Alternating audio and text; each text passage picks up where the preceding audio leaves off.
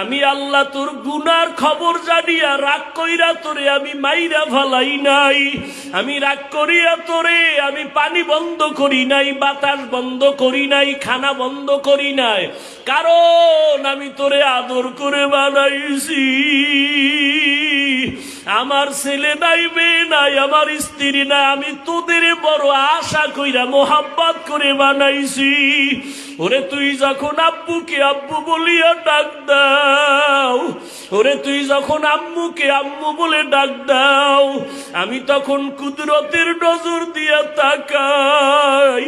ও বান্দা, তোর আব্বুরে তুই চিনলি আর মায়া কইরা ডাকলি, তোর আম্মুকে চিনছো, তোর আম্মুরে মায়া কইরা তুই ডাকছো।